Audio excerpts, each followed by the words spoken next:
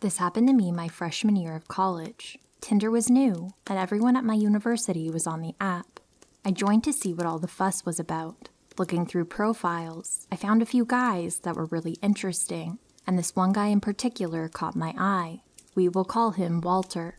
I swiped right on Walter, and we matched. I was excited and kind of giddy, because he was super attractive. He messages me, and I got butterflies in my stomach. We messaged on the app for maybe an hour. Typical conversation is happening. I asked him what he did for a living. He asked what my major was. Harmless conversation. After a while, he asked for my number so we could text instead of message on this app. I gave it to him. He seemed nice enough. We messaged back and forth for a few days. Lots of flirty conversation and plans to hang out finally occurred. By the 4th day of conversation, he started calling me babe, which gave me mixed feelings. It was cute, but also a little weird. We didn't really know each other and had never met. I ignored it and continued on with the conversation. He started saying he wanted to be exclusive, and he really wanted to see me in person. He was begging me at this point to come to his apartment to cuddle and watch movies with him and his dog. I told him that our first meet needed to be in public. I would not be going to some stranger's apartment.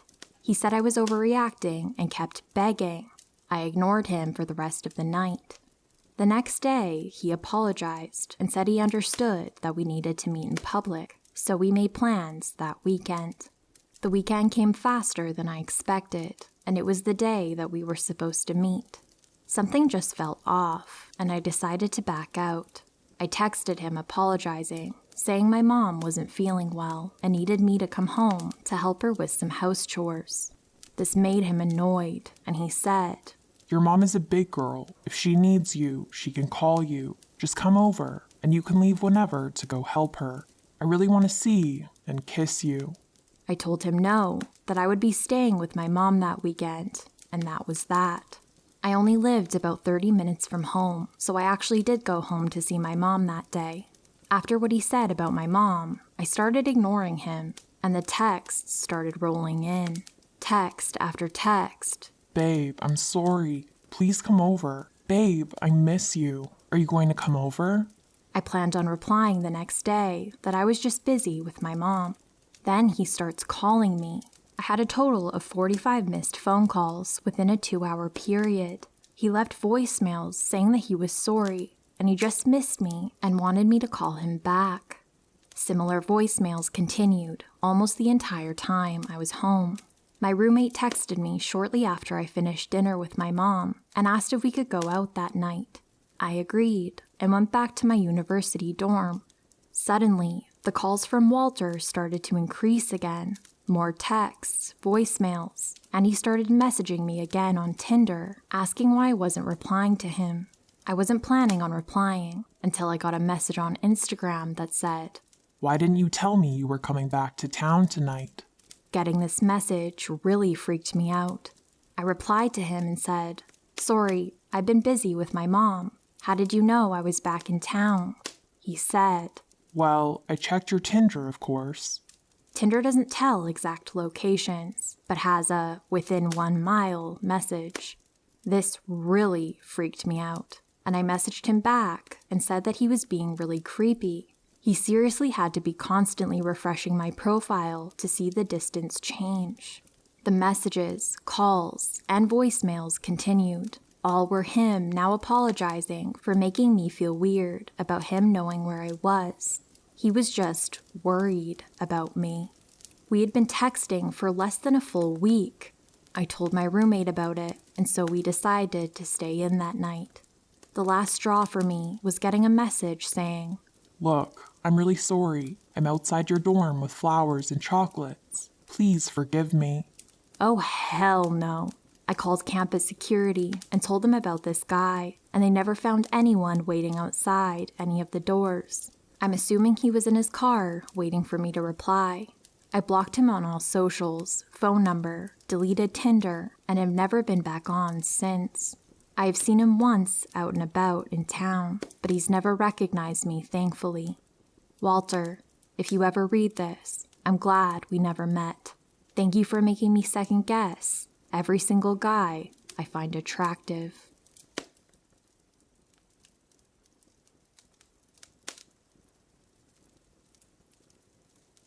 Second time poster here. I have a few of these. A little backstory. I worked at a large cell phone retailer through college. The store was in a busy downtown area of the city, so we saw a lot of class diversity. Everything from tweaked out homeless people to business types on their lunch breaks. Because of this, they wouldn't let only females work at one time. Story time.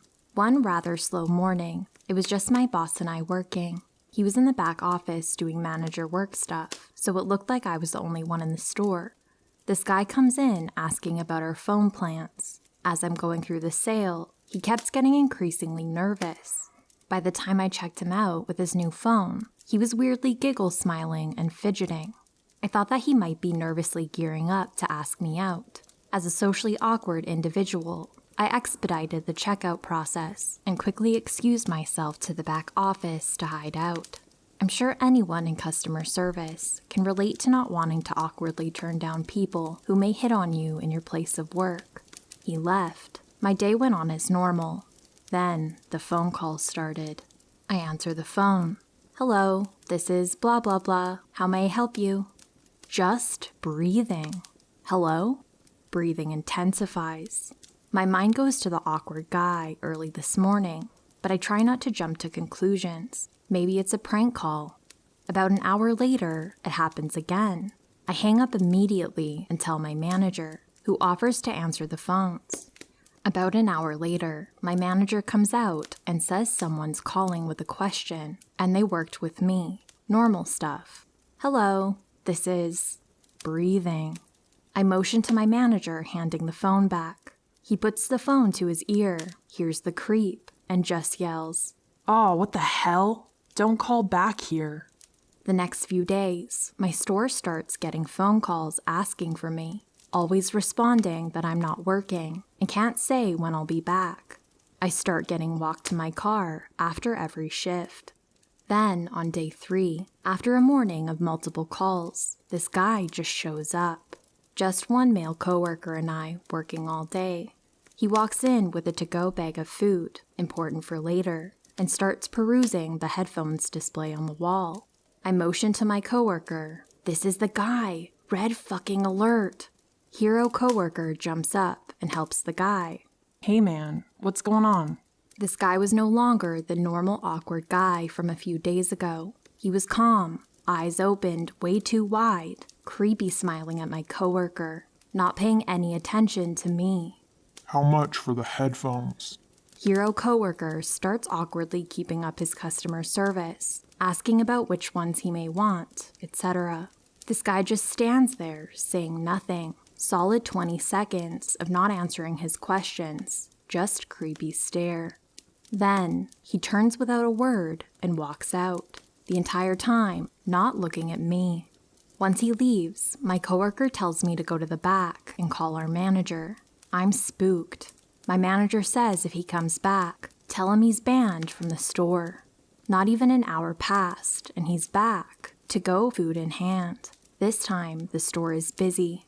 I quickly explain to the customer I'm working with what's going on and run to the back office. We have store cameras displayed on a monitor, which I'm now glued to. I see hero coworker go up and talk to him. He just backs out of the door. This dude literally walks backwards 10 feet, never taking his eyes off my coworker, smiling. Coworker comes back and tells me to call the non-emergency police number. Police catch him sitting outside with his doggy to-go box. Coworker and I are peeking out the window from behind the phone case display. Young police officer comes in and explains the guy said that I asked him to buy me lunch, and we were dating. I informed him I sold him a phone 3 days ago, and he was harassing me since by calling the store multiple times. Coworker backs me up, telling him about the creepy breathing. A while later, 2 police officers come back in to let us know he's been banned from the store. Older police officer says call back immediately if he comes back. This guy was on probation for doing this to other girls. What? The rest of the day goes by, and coworker and I are on high alert. Close to the end of the day, we've settled down, sitting at a table shooting the shit, when he goes, "Don't look behind you. He's back. Just walk into the back room." This guy is standing in the window, looking into the store, just standing there. We call the police, but he left way before they arrive. A police officer parked outside the store for the rest of the shift. I never saw Creepy Stalker again. I don't think his motive was to actually date me. I think he just got off on scaring girls. None of his actions were normal by any means. But Creepy Stalker, I hope we never meet again.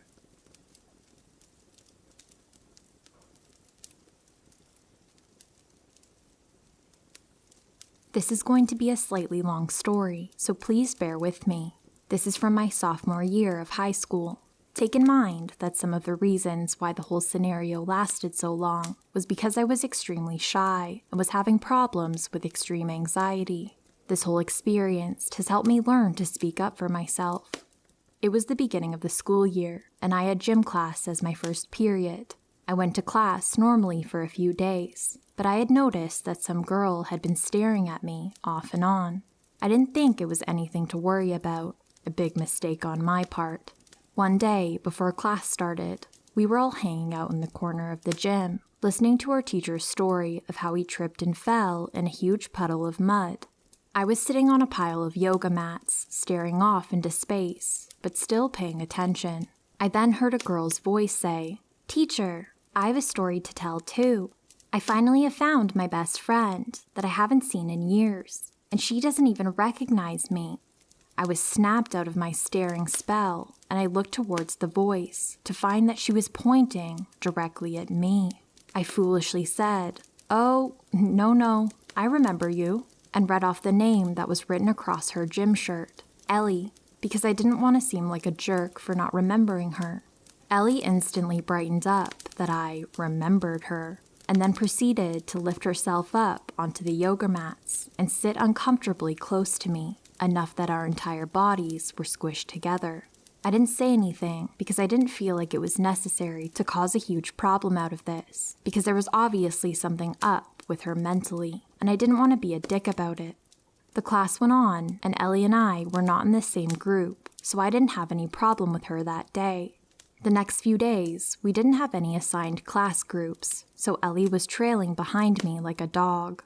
She was starting to get extremely protective and forceful with me. I don't get cold very easily, but she insisted that I wear her jacket and would not leave me alone until I finally wore it. She also started to say things about hurting my actual friends, which was the final straw for me. "Do whatever you want to me, but as soon as you bring my friends into it, I'm going to do something about it." I was finally going to bring it up to our principal. Putting that whole thing behind, our class today had the option of either volleyball or walking around the perimeter of the room. I decided just to walk around the room and had been doing that for around 15 minutes until I sat on the ground by the bleachers to tie my shoes. Ellie dropped down to the ground too and watched me with extreme interest. All of a sudden, she grabbed my wrist and held our forearms together. "We have the same veins. You want to know why? Because we were in the womb together. I used to hug you when you were scared in the womb," she said. This line freaked me out a lot at the time. 1, our veins look nothing alike. She had one visible vein, while mine branch out into multiple. 2, we looked nothing alike, and she was a year older than me. I decided to run off to the bathroom before I really freaked out, and stayed in there for almost the rest of the class. I returned later for the end of class roll call and left to go to the locker room. Ellie got dressed quickly and was just staring at me, half naked, getting dressed. It made me really uncomfortable. I lied and I told her that I had to leave quickly because I had to meet up with my boss at Olive Garden and hightailed it out of there to my next class. My next class teacher, who I trusted dearly, called me up to talk to her privately in her class, and she said that Ellie had been talking about me nonstop in the class that she had her in. She recommended me to go to the police as soon as possible, and she'll talk to the principal. This scared the shit out of me. What in the absolute hell did my teacher know about Ellie that she would tell me to go to the police, of all people? I called my mom and skipped the rest of the day. I stayed home the next day and went to the police station with my mom. They brought us into a room, and I started off with just telling them the basic story of what was going on. I didn't even say her name. The guy that was talking to us said, "Ellie Smith?" I was dumbfounded. How did he know exactly who I was talking about? He went on talking about how she's in the police station a lot, but couldn't go into specifics because she was a minor. This didn't help with my anxiety. What the hell did she do to be in the police station multiple times? The police couldn't really do anything, so the only thing I could do was switch my class. I was pissed off because I had made a few good friends in that gym class and had to restart with a whole new class, but at least I was away from Ellie. The new class went fine, but over the course of the year, I would always run into Ellie in the halls. My friends even saw her turn around and look at me with one of the most terrifying faces she had ever seen in real life. She would always yell things along the lines of, "I'm going to get you, Mercepher," which is extremely unnerving to me.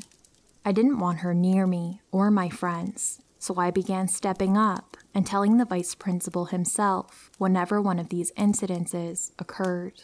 This kept happening over the course of my sophomore year. I was hoping that she would forget about me because I had figured out that we had never actually met before that gym class. I never hung out with anyone other than my friend Paige in the time that Ellie said that we were best friends, and I even checked all my yearbooks. Not one thing even mentioning Ellie Smith. The morning of the first day of junior year, I ran into her before I even started my first class. I tried not to make eye contact. Later that day, the principal called me in and told me that Ellie said that I flipped her off, which I didn't. I didn't even look at her. This whole game with threats and random incoherent screeches continued on through my junior year as well, and I felt like part of the whole high school experience was taken from me because I spent a lot of time trying to figure out how to avoid her. She graduated and thankfully was gone during my senior year. This whole experience has honestly both traumatized me and helped me grow as a person. I had learned how to assert myself more than I have ever done before, but I still swear I see her out of the corner of my eye. It's caused some paranoia that still hasn't gone completely away. Yeah, so, Ellie Smith, let's not meet again. Edit. I had forgotten to put that at one point, she had my phone number that I gave her when I didn't think anything was wrong. I apparently wrote down the wrong number, thank God, and she tried to call me like 35 times. She got very angry and kept repeating, "I'm going to tackle you if you ever do that again," when I saw her in class the next day.